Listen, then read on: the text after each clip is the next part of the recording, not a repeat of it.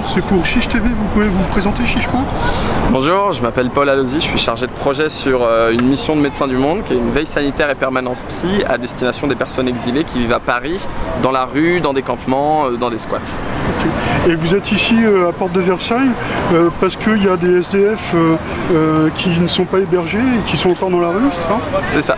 Aujourd'hui on organise une manif avec plusieurs associations, donc il y a Médecins du Monde, mais il y a Utopia 56, Paris d'Exil, Solidarité Migrants Wilson, et il y a surtout des exilés, des premiers concernés en fait, qui sont des personnes qui sont parties d'Afghanistan, d'Irak, de Côte d'Ivoire, qui sont venues demander la protection de la France et qui n'arrivent pas à accéder au logement, certaines depuis des semaines, d'autres depuis des mois. Et l'idée c'est qu'il y a un centre juste derrière vous, qui est un centre d'accueil pour les personnes ukrainiennes, qu'on a pu visiter. On applaudit des deux mains ce qui se passe dans ce centre, parce qu'il y a un accueil qui est très rapide pour les gens et qui permet que les gens ne soient pas à la rue. Il y a 550 places d'hébergement d'urgence dans ce centre qui est juste derrière vous. Et nous, on a chaque soir à la rue à Paris des personnes d'autres nationalités qui sont à la rue. Donc voilà, l'idée c'était aujourd'hui d'exiger qu'elles puissent accéder à ces places d'hébergement. Okay. Parce que dans les SDF, donc il y a les Ukrainiens qui sont pris en charge différemment des autres. Il y a un circuit qui a été mis en place pour les personnes ukrainiennes et c'est tant mieux. Ce qu'on demande c'est qu'il soit élargi à tout le monde. Mais voilà, il n'y a pas de personnes ukrainiennes aujourd'hui qui se retrouvent à la rue ou dans des campements comme on peut l'avoir. Il y a eu un article cette semaine dans Le Monde du préfet chargé à l'accueil des déplacés, Joseph Zimet, qui a dit, et je le cite, on ne peut envisager d'avoir des Ukrainiens dormant dans des jardins publics ou dans des plages. On est d'accord, on ne peut pas avoir des Ukrainiens qui dorment là-bas, mais pourquoi des Ivoiriens, des Syriens? Et des Français aussi. Voilà, et des Français, évidemment. Ouais. Donc ce serait quoi la solution pour vous du coup? Nous on demande un même niveau d'accueil pour tout le monde. On est rassuré parce que l'État nous montre que quand on veut, on peut. Voilà. Et donc on demande que ces dispositifs-là soient ouverts à tout le monde sans critère de nationalité. Ok, je vous remercie beaucoup. Si vous avez quelque chose à rajouter? Non, merci d'être là et on lâche rien. Avec plaisir. Voilà. Bonne manif. Merci.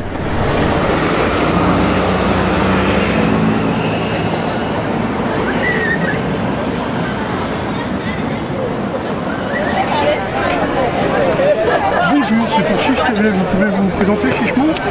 Chichement, je suis Camille, vice-présidente de l'association Un Petit Bagage d'Amour et je suis là aujourd'hui parce que depuis un mois, on nous signale, les assistantes sociales nous signalent beaucoup de mamans à la rue avec des bébés qui dorment dehors.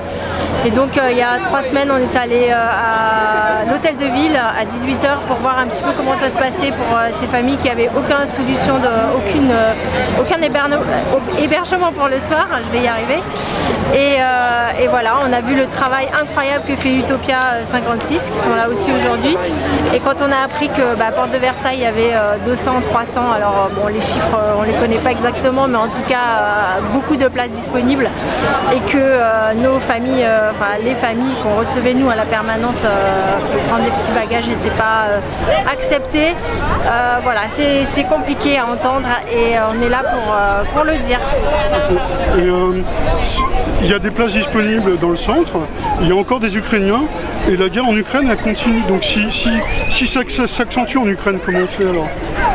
Je pense que la précarité n'a pas de nationalité et que les familles qui sont là aujourd'hui, qui sont plutôt d'Afrique on va dire, elles sont là depuis 1 an, 2 ans, 3 ans et nous on a rencontré des familles qui dormaient dehors depuis 3 semaines avec des bébés, avec des nouveau-nés. Donc tout ça, ça implique des problèmes de santé, des départs aux urgences rapidement parce que les bébés sont déshydratés, parce qu'ils ont des problèmes à dormir sous la tente toutes les nuits. C'est pas des conditions de vie normales et donc ils sont là. Il y a 300 places qui sont là, on les accueille avec les Ukrainiens et puis si les Ukrainiens continuent à arriver, on trouvera d'autres solutions, mais on peut pas trier en fait. Je vous remercie. Si vous avez quelque chose de personnel à rajouter? De perso, non. Non. Bonne journée. Je vous remercie. Bonne journée. Au revoir. Au revoir.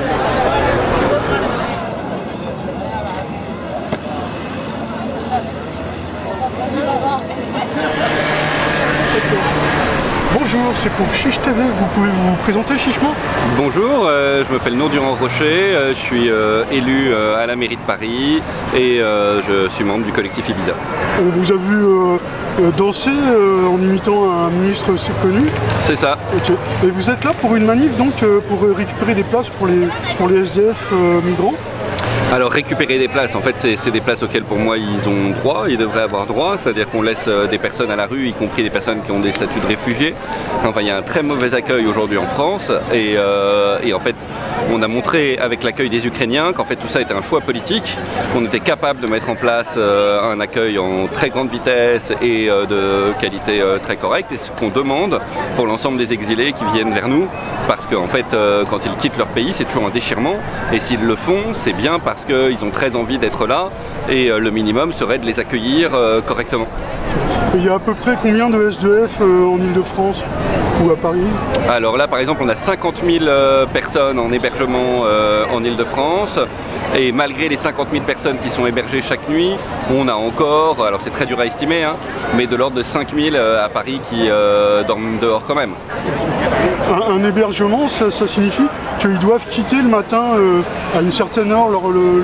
En fait ça signifie qu'ils restent toujours dans la précarité, c'est-à-dire que c'est l'impossibilité de se reconstruire, de se ressaisir psychiquement, de reprendre des forces pour essayer de reprendre sa vie en main, parce qu'en fait la précarité éternelle, c'est un sentiment d'insécurité, donc ça fragilise, ça crée des difficultés pour tout faire, pour trouver un travail, pour aller remplir des démarches administratives, et en fait on installe une précarité en recevant mal les exilés qui veulent venir chez nous. Et y aurait-il une solution pour passer de, non pas pour leur procurer des hébergements, mais carrément un logement directement?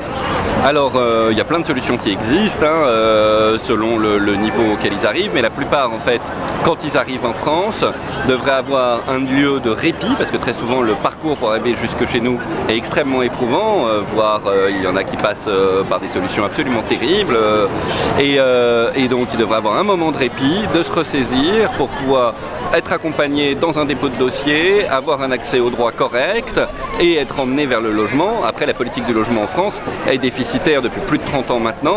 On n'a plus assez de logements dans notre pays, notamment dans les zones où il y a de l'emploi. Et c'est une catastrophe, donc il n'y a pas seulement l'accueil des exilés, il y a aussi la politique du logement qui est problématique. Mais en fait l'accueil des Ukrainiens a montré qu'on pouvait beaucoup mieux accueillir tous les exilés. Parce que j'ai vu sur le site de la Fondation Abbé Pierre qu'il y avait 4 millions de foyers en attente de logement social. C'est ça le chiffre ou... Alors moi je connais spécialement bien Paris, donc je peux vous dire qu'à Paris chaque année c'est plus de 150 000 personnes qui demandent un logement social. Ouais. Et il n'y a pas du tout possibilité d'y répondre ou... En fait le parcours logement est complètement bloqué, c'est-à-dire qu'aujourd'hui dans les zones sous tension, les loyers du parc privé sont trop élevés, donc les personnes qui ont les moyens de sortir de logement social préfèrent rester en logement social que dans le parc privé. On n'a pas construit assez de logements, on n'a pas réhabilité assez de logements, on devrait transformer des bureaux en logements pour créer plus de logements, et donc en fait on fait face à la pénurie, on crée des places d'hébergement chaque année, mais en fait on ne reconstitue pas le parcours logement. Le parcours logement doit être pensé dans son intégralité pour permettre, y compris aux personnes sans abri françaises, en difficulté en France et nées français, de pouvoir mieux se récupérer, se reprendre. Donc il y a des expériences très intéressantes, les pensions de famille, le logement d'abord, mais ça nécessite un vrai accompagnement social, ça nécessite une lutte pour l'accès aux droits, et en fait tout ça c'est un travail de long terme qu'il faut faire. Or on a des politiques qui la plupart du temps au pouvoir font des politiques court-termistes, et comme refaire le parcours logement c'est une politique qui prendrait sans doute une quinzaine d'années, et bien en fait personne ne s'y met vraiment parce qu'ils ont peur de ne pas avoir les gains politiques, et ils gèrent tous l'urgence, ce qui veut dire qu'ils ne font pas de politique, ils font de la gestion à la petite semaine qui est contre-productive, sans oublier qu'il y a une pression de l'extrême droite et une pression des gens qui ont peur, parce qu'il y a de plus en plus de gens qui ont peur et qui souffrent dans notre pays, et que donc ils croient qu'en étant extrêmement dur avec les exilés, eh ben, ils vont contenter ce public-là, alors que c'est le contraire. C'est le malheur amène le malheur, et c'est parce qu'on vit dans un pays qui a des politiques seulement en réaction et des politiques de peur qu'on a un terreau extrêmement favorable au développement de l'extrême droite.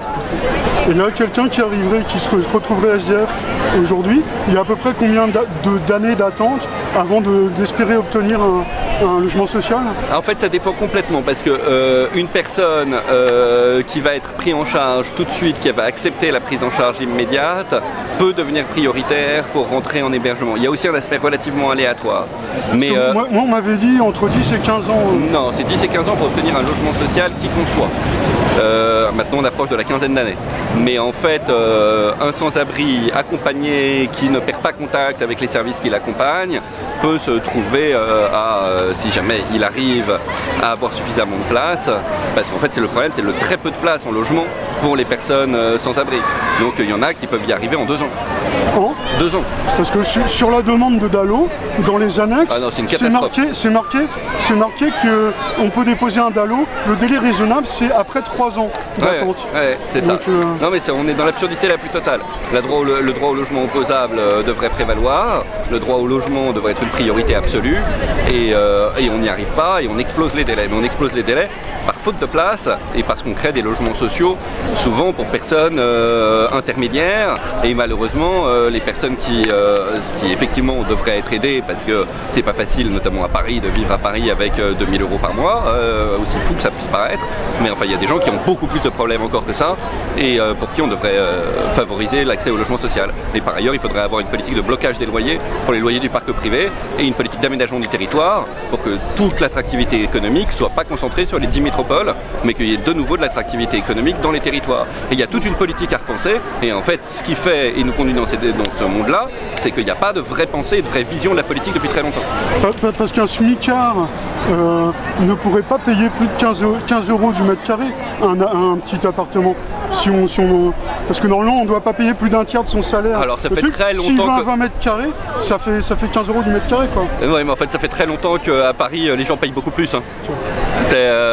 Et des smicards qui vivent à Paris, il y en a encore qui arrivent à vivre à Paris dans des conditions extrêmement précaires, mais il y en a encore qui arrivent à vivre à Paris. Heureusement qu'il y a des bailleurs du parc privé qui sont là et qui sont encore généreux et attentifs à ça, et qui font attention, par générosité, vont accepter des personnes précaires et prendre le risque. Et en fait souvent on se rend compte que ça paye, parce que pour la personne au SMIC, évidemment elle est extrêmement reconnaissante à la personne qui l'accueille et lui permet de vivre décemment.